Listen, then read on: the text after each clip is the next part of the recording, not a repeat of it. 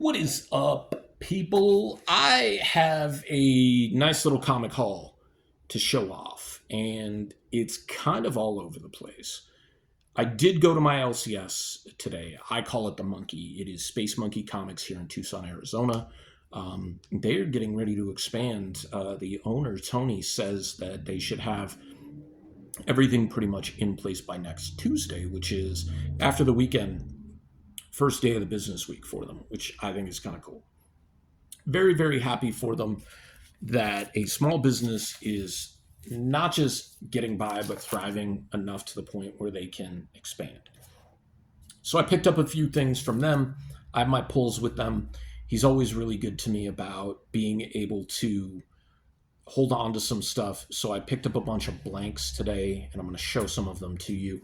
But I picked up this really awesome Decal 1 in 25 ratio variant of Something is Killing Children number 0. I'm not a big ratio variant kind of guy.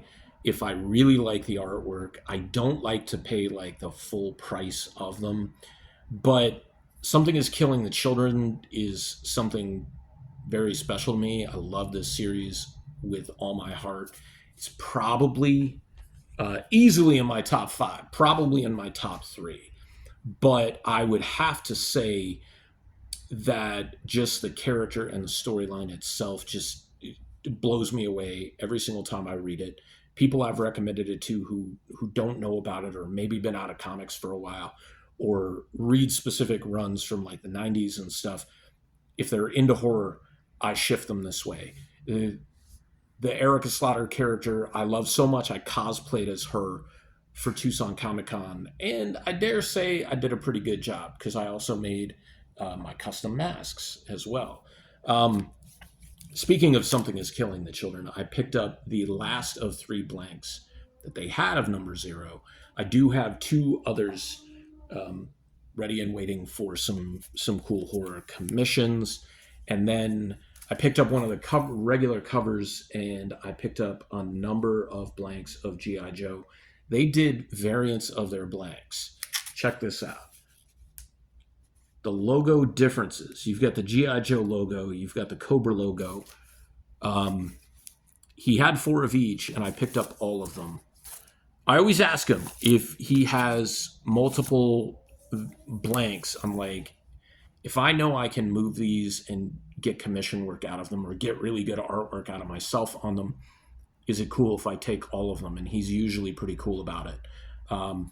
This was the regular cover that I picked up, the Zema Tomax cover.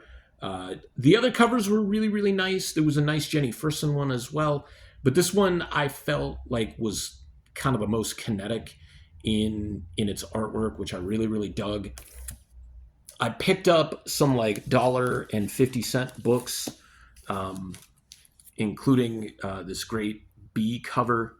I went to, so after Space Monkey, sorry, way my brain works. After Space Monkey, I went to an antique mall down the road between Space Monkey and where I live and picked up 2 different booths, 2 different stacks. And I'm going to show you some of the books, not all of them, just because there's a big stack of milestones I crossed off.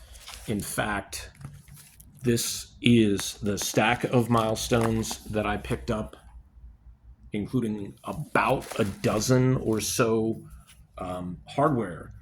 And just really, like, usually those are like $1 or $2 a piece, right? And most of them I got for 50 cents. So I can't complain about getting like half the run of Cobalt and crossing a number of books off my list. Gen 13, number 14. This is one of my favorite covers of all time. Might be my favorite J. Scott Campbell cover of all time. Given that I've tried not recreating this cover, like not necessarily drawing it as Freefall, but I had such a crush on the Freefall character back in the day. Was like right when I was getting into collecting comics on a more serious basis, and I just love that cover so much. So if I can find that cover for $1 or less, I'm gonna try to like just start collecting copies of it. I don't know why. I don't know why people hoard stuff like that. You should ask Richard. He knows about hoarding things, especially things that aren't real, in his virtual reality trading card shop where he assaults his customers with aerosol spray. Um, Serious, ask him about it. He knows. Gen 13 Rave. This was kind of like the Bible, had like all character profiles and things like that, which is also something I'm a big fan of. I've already got that cover or that copy as well, but no skin off my teeth for 50 cents, right? A little bit more expensive was this for a buck. Nightwing number 115. This is a B cover with Nightwing flying through the air with the greatest of ease, with Bitewing strapped to his chest and a little baby carrier. The story of Bitewing is kind of heartbreaking, but has that forever home end to it. When she first shows up, she's being chased and tormented by some shitty human beings. They're trying to hurt her, and Nightwing comes by, and he's just like, takes all of the guys out, scoops her up, takes her home, and Babs is there. And the story like almost always like brings a tear to my eye. He's telling Babs how like, you know, he's gonna find a good place for the dog. He's gonna take her to the shelter or something like that. And you just see the dog like kind of walk through, and she's only got 3 legs, so she's like, you know, hobbling her way through his loft apartment. And like, he's just like, yeah, she's gone in the morning. And Babs like taps his shoulder, and she's just like, and the dog's all curled up like in his bed or on a pile of clothes or something like that. And Babs is like, nope, she's home. Like, I love those stories, and I'm even more grateful to Tom Taylor that he named the dog Bitewing versus Dogwing, because otherwise I would have to confront him at a comic book convention, because Grayson's code name is Dogwing, and it always will, and there's nothing DC Comics can do to take that away from me. Anyways, Infinite Crisis number 2. This is the Jim Lee variant Power Girl cover. Might be one of my favorite Jim Lee covers of all time, quite honestly. It's a beautiful cover. It's a great Power Girl cover to boot, and it's just done so extremely well. And her role in this miniseries was done extremely well, I feel. So it was kind of not imperative to pick it up, but I have the set, and I know I've had that cover multiple times before, but it's just such a great cover. For a buck, you can't go wrong, right? I also picked up Gen 13 versus Generation X, or Generation X versus Gen 13, depending on which one you look at. At the time, Chris Bacallo was drawing Generation X, which is one of my favorite comic books at the time. And at the time, J. Scott Campbell was drawing Gen 13, which was also one of my favorite comic books at the time. So this is kind of the best of both worlds. And for 50 cents a piece, I'm not going to sneeze at getting those 2 covers. A second print of Shadecraft number 1.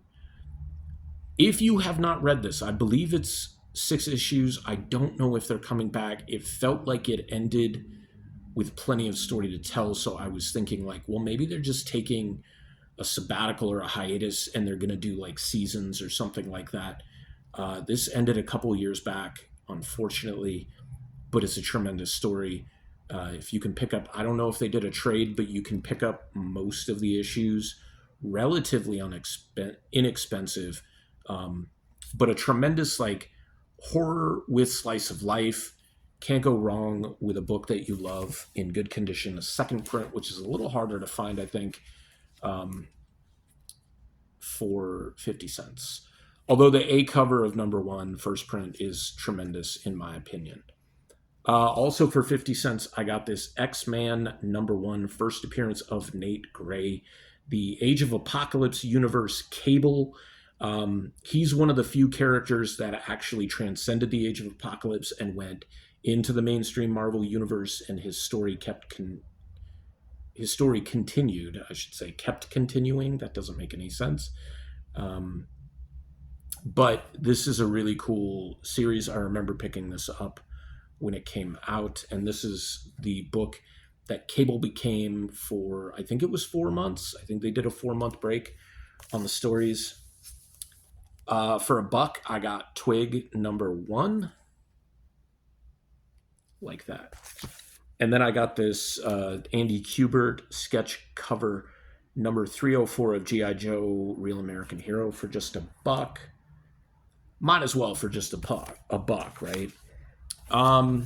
There's some cool stuff in here, like some amalgam books. You can never go wrong if you're reselling. I have the entire amalgam run, including all 4 issues of Marvel vs. DC or DC vs. Marvel, because they did 2 and 2. They did a second volume, because this would have been from the second volume. I believe this was from the second run as well. And they're just fun books because it's all DC and Marvel characters that are just mashed together, and it's pretty crazy stuff. Like Lobo the Duck, Super Soldier, Dark Claw, Iron Lantern. Yeah. Then you've got John Byrne's Next Men #14. Now, a lot of people think that there's only one book in that run that's really worth any money, and that's #21, the first appearance of Hellboy. But issue 14 predates 21, obviously. There is a mini poster, not in the book, but a poster in a drawing in the book showing Hellboy, which predates the Dime Store Press prototype first appearance, publishing wise. So this could very well be looked at as the first appearance of Hellboy. I think it predates it by several months because the Dime Store Press was a San Diego Comic-Con exclusive. And speaking of odd first appearances, Omega Men #2, Tony Corona of Collector's Territory touts this as the actual first appearance of Lobo. Why? Because in the back pages, in the letters column, there is an image of issue #3, and Lobo's on the cover, of course, and it says, coming next month. So when there was that rush for those copies of Daredevil and that copy of Thor 229, I believe, that were the first appearance of Wolverine, because it had an ad for Incredible Hulk 181. People who were either completists or, obviously couldn't afford a 181 would go and try to pick that book up as well. And so it's just kind of like a funny thing to look at. From this one booth that I went to for 50 cents, I got a Michael Avon Aiming, I think that's how you pronounce his name, guy behind Powers, along with Brian Michael Bendis, The Assassination of Malcolm X #1, signed and hand numbered by Michael Avon Aiming, I think. Did the artwork, did the cover. Kind of a cool thing to find in a bin for 50 cents. And it's hand numbered as well, so it's... I guess you don't know it's legit, but it's legit. So the first booth I went to at the Antique Mall is the one that had the big dollar books that I bought, or the bigger dollar books that I bought. And explosive adaptation of the hit film. And some people may laugh at that because of how critically panned Tank Girl was. It was a mid-90s comic book movie about a really irreverent and eclectic and eccentric character that didn't and doesn't fit the comic book mold. Would have been great as an animated show, movie, ongoing series, miniseries, what have you.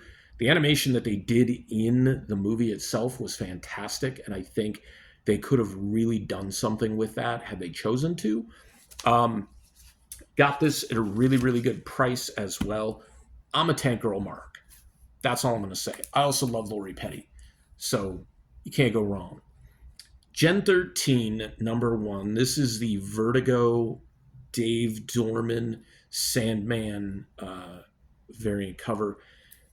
When Gen 13 first came out, they did their miniseries. Then they launched the ongoing in 1995, and of Gen 13. So what do? They do 13 variants, and some of them are very, very common. This is listed as not being like a key, and it's not one that is as sought after as one that I have here. And one of the ones that I've wanted for a really long time. That booth had quite a few of the Gen 13 variants. It did not have the Gen Fiction, and it did not have the Janet Jackson by Jason Pearson cover. It did, however, have the do-it-yourself blank variant.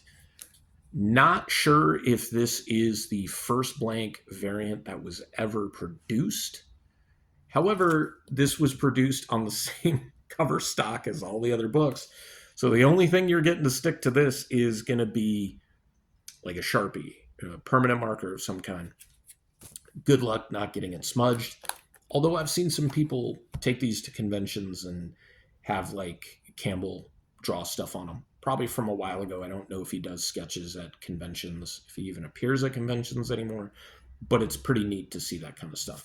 Also, knowing that in 1995, the price point on these books was $2.95, so a buck less than a lot of books are selling for, and that was 29 years ago.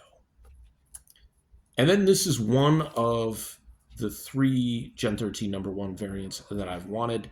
The Gen Fiction one and the Janet Jackson might be out of range for me unless I find them, being sold by the right person. But this is the Lin Zhen Rei or Victoria's Secret-esque variant of Freefall.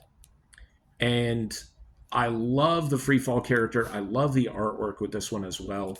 I don't know why. This is one of the more expensive variants because I got it for a pretty good price.